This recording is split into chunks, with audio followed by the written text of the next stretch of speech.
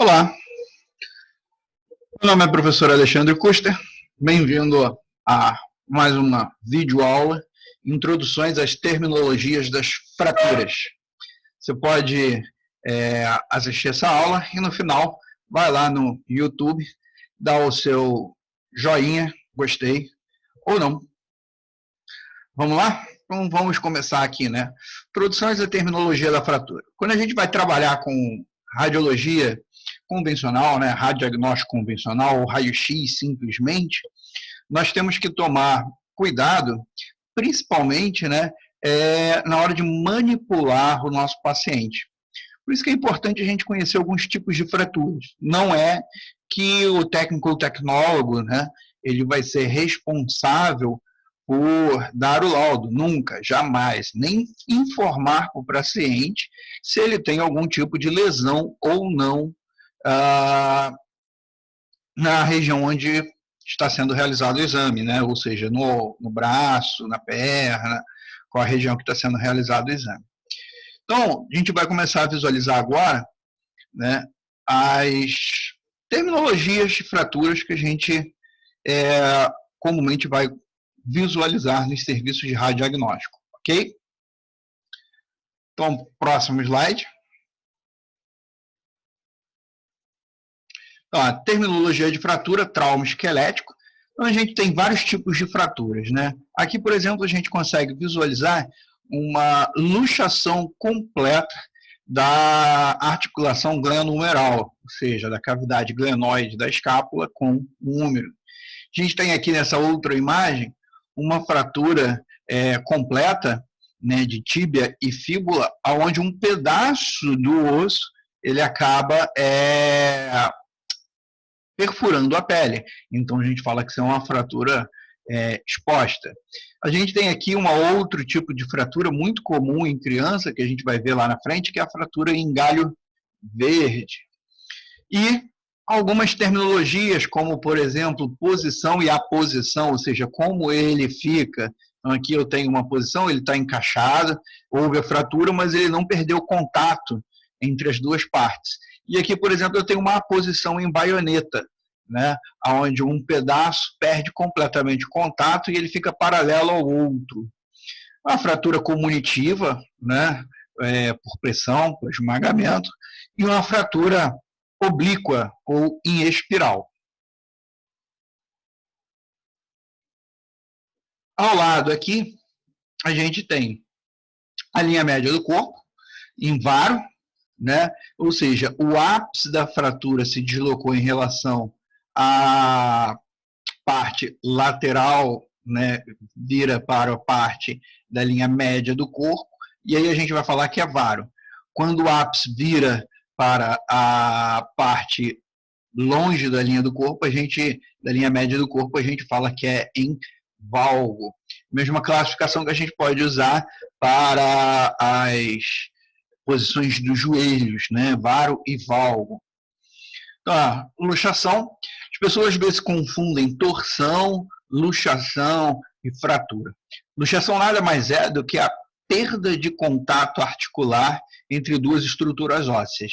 Então, ele pode vir acompanhado de rompimento de ligamentos ou não, tá ok? Então, a gente vai ver aí.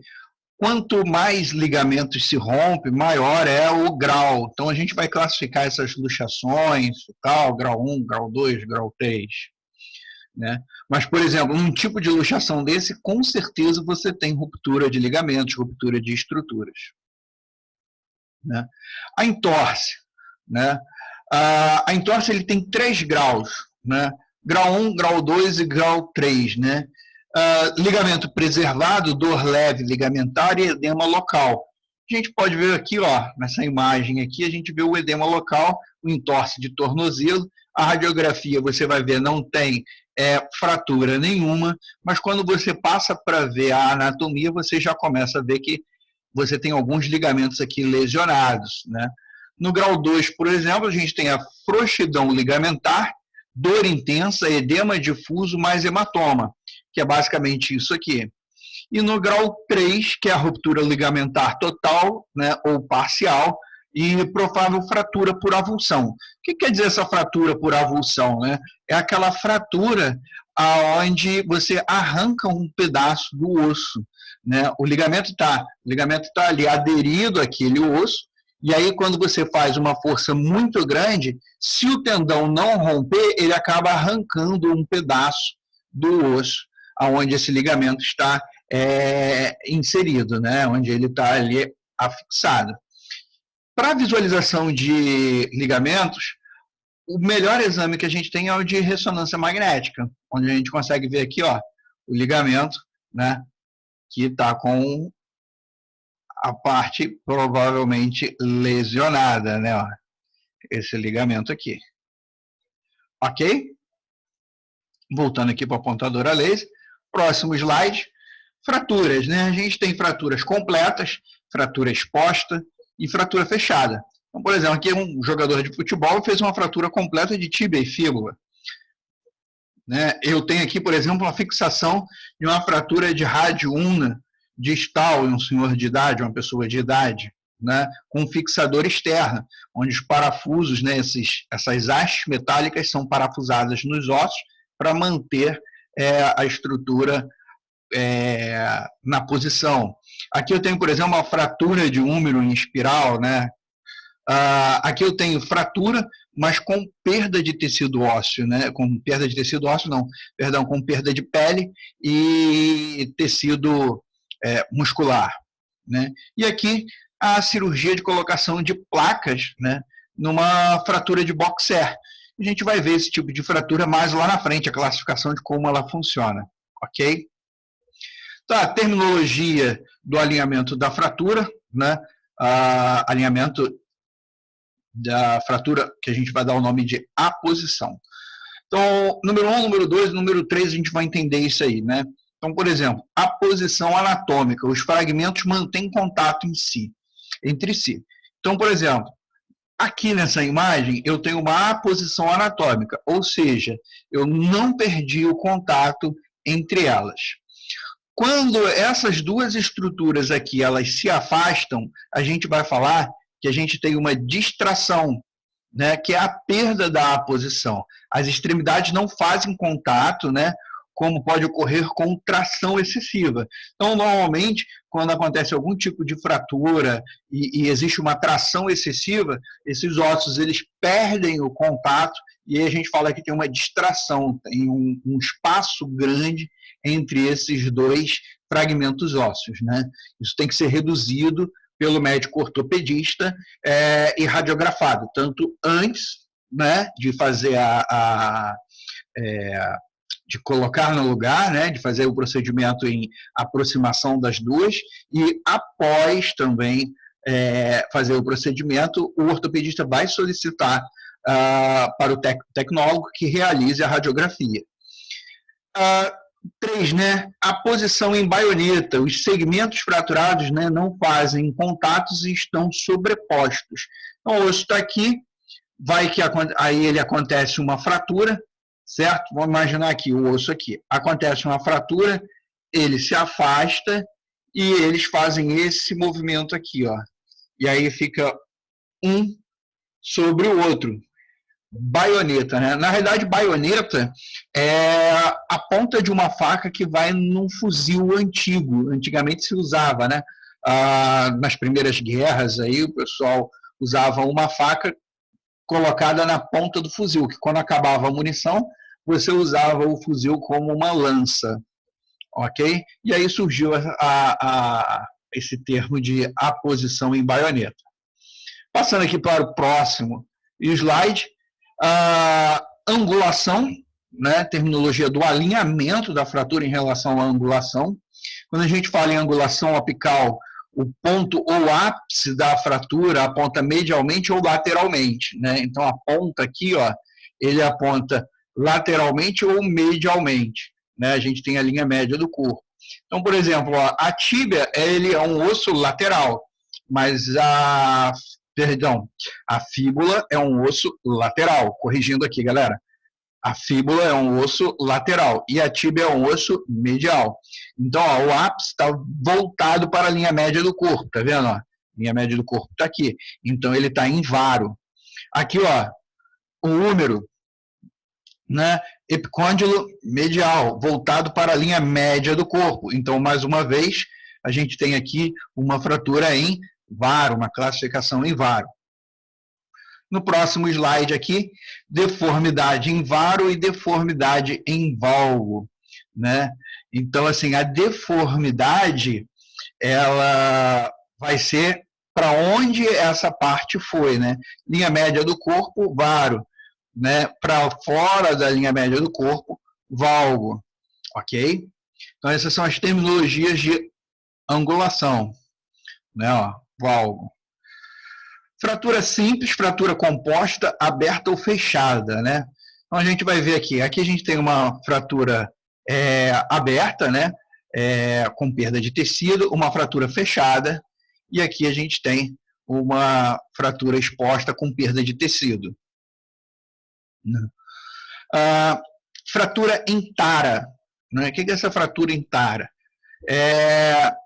Essa envergadura do córtex é caracterizada pela expansão, né, localizada do córtex, possivelmente uma pequena ou nenhuma ausência de quebra completa do córtex. O que acontece? É só em volta mesmo ali do córtex, do osso, que houve uma fratura, houve uma dissociação. E aí, esse tipo de fratura, a gente só consegue visualizar ela após alguns dias de cicatrização, onde a gente vai conseguir enxergar aqui, ó, como está apontada a setinha azul, o calo ósseo. Tá? Então, essa fratura em tara, ela é mais localizada no córtex. Quando a gente fala em córtex ou cortical óssea e osso trabecular, isso leva alguma confusão. Então, vamos lá. Quando a gente fala em cortical óssea, a gente está falando em osso compacto, o osso que está pelo lado de fora. Normalmente a gente aprende assim, osso compacto e osso esponjoso. O osso esponjoso é a parte interna, que a gente chama de osso trabecular também, e a parte externa a gente vai chamar de cortical óssea ou osso compacto. Então, nessa fratura em tara, é a cortical do osso, né, a parte externa do osso que fragmentou, e não a parte trabecular. Ok? Bom, fratura em galho verde. Essa fratura em galho verde ela é muito comum em criança, tá? Porque você, na época de criança, né, a criança tem muito colágeno, ela tem uma concentração de colágeno maior do que a concentração de colágeno num adulto. Então, a gente observa aqui, por exemplo, ó, nas placas epifisárias, né, são os centros de crescimento ósseo da criança. Então, aqui a gente tem um adolescente e a gente tem uma linhazinha de fratura aqui muito pequena. Vou mostrar aqui para vocês, ó, botar aqui a caneta e vou marcar ela aqui, ó. Aqui, tá vendo? Setinha mostrando ela aqui. Ok? Pode ser visto em um lado do osso, né, com uma discreta saliência, ou defeito em forma de prega, né, vista do lado oposto. Aqui só apareceu uma linhazinha de fratura. Tá? Vou aqui até apagar para a gente conseguir visualizar, né? Olha lá, tá lá o ponto de fratura, ok? É mais comum em criança. A gente nunca vai ver, por exemplo, um idoso ou um jovem adulto com um tipo de fratura dessa, tá ok? Bom, fratura completa, né? E fratura transversal. Nesse caso aqui, a gente está vendo um joelho, uma oblíqua de joelho, né? E a gente observa que a linha de fratura começa lá entre as eminências intercondilares da tíbia e vai descendo pelo platô tibial e desce ali no espaço entre a tíbia e a fíbula, né? Vou marcar aqui com a caneta para vocês verem. Então, ó, ela começa aqui, desce, passa aqui e sai aqui. Então, esse é o tipo de fratura transversal, né? A gente vai observar isso em outras estruturas também. Vou apagar aqui, olha, ficou mais fácil para observar agora, certo? Bom, fratura oblíqua. A gente vê aqui, ó, que se você pegar o eixo longitudinal desse osso, né, mais uma vez usando a caneta aqui, ó, se você pega o eixo longitudinal do osso e você traça uma linha, ele não está perpendicular, ela está numa obliquidade em relação ao eixo longo do osso, né? E ainda é uma fratura completa. Eu quebrei o osso completamente, fraturei ele em 2 lugares, né? Ok? Então, essa é uma outra terminologia utilizada. Bom, fratura em espiral, né? Nessa fratura o osso é separado e a fratura forma espiras, né, ao redor do eixo longitudinal. Como assim? Ele vai formar aqui, ó, uma espiral, como se fosse a espiral de um caderno, né? Então o osso fica fragmentado. Pode produzir alguns fragmentos ósseos e tal, né? Tem várias coisas. Normalmente isso é por uma torção exagerada. Um tipo de fratura dessa, por exemplo, no fêmur, está envolvido uma alta energia, tá? Então, assim, não é uma simples fratura, né? Para se ocorrer uma fratura dessa, você tem que ter uma energia muito grande associada a ela. A fratura comunitiva, né? A seguir estão os 3 tipos de fraturas que a gente vai encontrar, né? Implicações específicas para o tratamento e o prognóstico devido à possível interrupção, né, substancial de sangue na estrutura. Então, a gente tem a comunitiva nessa região, pode haver em qualquer região, né? Ela se caracteriza basicamente por comprimir o osso e fragmentar o osso. Isso pode danificar a rede vascular, né, que irriga esse osso. Então, deve-se tomar bastante cuidado no prognóstico dele. Fratura segmentar é um tipo de fratura dupla, ou seja, eu acabo gerando um fragmento ósseo, como nessa radiografia aqui, ó. Se a gente pegar aqui a caneta, eu vou desenhar aqui, ó, o osso está com um fragmento separado. Então, você tem essa parte do osso e esse fragmento aqui. Então, é uma fratura segmentada, né? Eu tenho vários segmentos isolados desse osso, né? A gente tem fratura comunitiva, né? E a gente tem algumas fraturas segmentares, e no osso escafoide, que é o membros superiores é o tema da desse nosso tópico, a gente vai observar aqui, por exemplo, aqui é o escafoide, fratura em borboleta, ó, o corpo da borboleta, uma asa, 2 asas, e aqui, ó, você tem o segmento. Então, é uma fratura comunitiva com 2 fragmentos de cada lado e um fragmento principal, separado por uma forma de cunha, possui alguma semelhança com as asas da borboleta, né?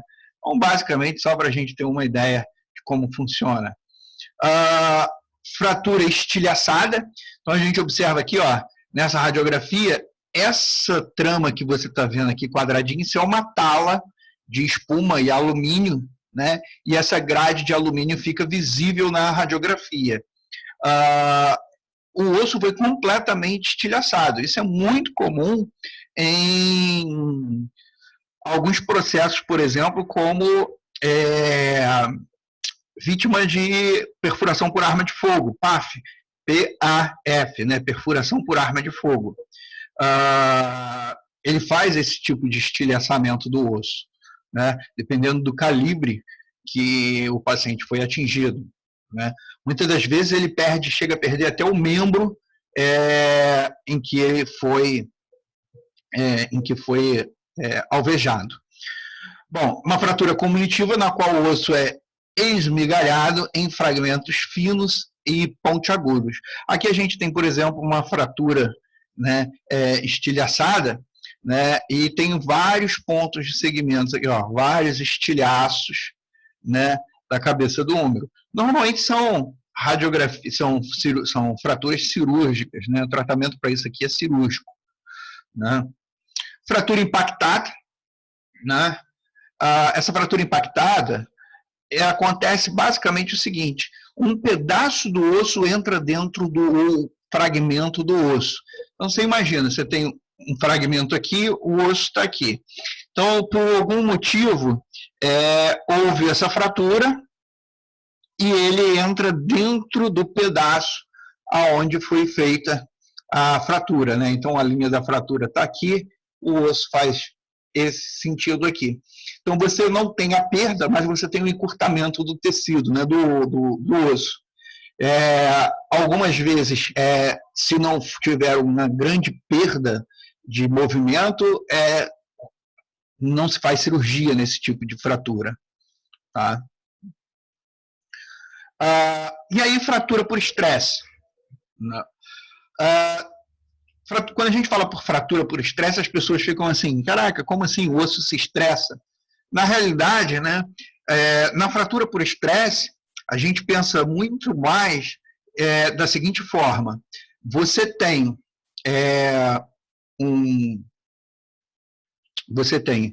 uma carga excessiva em cima daquela região em que você está praticando atividade. Então, por exemplo, você está fazendo uma caminhada muito longa e você não está preparado para isso e tal. A carga que você coloca naquele osso é tão grande que acaba arrancando um pedacinho daquele osso, fazendo microfissuras. Na literatura médica, esse tipo de fratura foi descrita pela primeira vez em 1855 por um médico alemão, né, em recrutas, e foi chamado de fratura da marcha. Em 1897, né, registra a primeira confirmação radiográfica, né, de uma fratura por estresse em recrutas militares. E aí um relato de caso, né, uma mulher de 28 anos, com 72 quilos, estrutura de 1,66 m, etnia branca, exercendo trabalho burocrata, ou seja, trabalhando burocraticamente, relata vida sedentária, sem qualquer, né, aumento de atividade no período dos fatos citados. No mês de fevereiro, realizou uma cirurgia de oferectomia, que é retirada do ovário, né, à esquerda, iniciando o uso de medicação no mês de abril, né, decorrente de uma endometriose. A doença que acomete as mulheres em idade reprodutiva e consiste na presença de endométrio em locais fora do útero. Ou seja, a camada mais interna do útero, né, o endométrio. A gente tem o perimétrio, o miométrio e o endométrio. Então, de fora para dentro. Perimétrio, o miométrio, que é o músculo, e o endométrio, que é a camada que se prepara para receber o feto. Durante a menstruação, a mulher libera esse endométrio. Só que pode-se formar endométrio na região externa do útero, e aí isso provoca algumas cólicas, alguns problemas para as mulheres. Bom, no dia 15, relata o início de um quadro álgico na tíbia, né, esquerda, quando se dirigiu a uma unidade de urgência, onde foi feita uma imobilização provisória, e foi orientar a procurar um especialista, né? Nesse fez isso, foi realizada uma radiografia onde não apresentou variação anatômica, né, da estrutura estudada, sendo solicitada a ressonância magnética do tornozelo esquerdo. Esta realizou um procedimento no dia 14 de julho de 2008, onde apresentou compatível com fratura por estresse da fíbula. Por volta desta data, relata o início dos mesmos sintomas na perna direita. Retorno ao serviço médico, realizada radiografia, onde também não foi evidenciada nenhuma mudança anatômica. No dia 28, realizou a RM, onde apresentou aspecto compatível com fratura por estresse, né? Diante dos fatos apresentados, o médico ginecologista solicitou uma densitometria, onde foi constatado aí uma osteopenia. Então, fica a dúvida aí. Pode ser por carga, por excesso de peso, pode ser por marcha e tal. Um pouco difícil, paciente sedentário, mas aí apresentou uma osteopenia. Quando a paciente faz o uso de alguma medicação para endometriose e tal, normalmente ela retarda o ciclo menstrual, ela para o ciclo menstrual. E esse desequilíbrio do ciclo menstrual faz com que a reposição óssea seja prejudicada. Então, a gente pode crer que tenha vindo daí. Então, aqui a gente tem uma radiografia e vou mostrar para vocês aqui aonde está, né, aonde está a fratura. Né? Alguém já conseguiu ver? Observa. Não, marcador de texto não, caneta. Aqui está a fratura. Ó. Né? Viu? Vou apagar agora. Próximo slide, esse é o tornozelo esquerdo. Aqui a ressonância magnética do tornozelo esquerdo, setinha marcando aqui. Vamos lá, radiografia do tornozelo direito. Essa aqui também dá para a gente ver, né? Caneta. Aqui, ó, tá uma parte mais densa do periósteo e endósteo, né? E aqui está a fratura, ó. Vou apagar lá para vocês observarem melhor. Ó. Né? E no próximo slide, a ressonância magnética, demonstrando aí a fratura, né? Tá aqui. Vou marcar aqui novamente com a caneta. A fratura está aqui, ó, bem nítida na ressonância magnética. Vamos apagar aqui. Então, essa é a nossa primeira videoaula. Espero que vocês tenham gostado. Se gostou, vai lá no canal, no YouTube, e dá um joinha. Valeu? Obrigado pela aula de hoje e a gente se vê na próxima aula, no próximo tópico. Ok? Um abraço para vocês.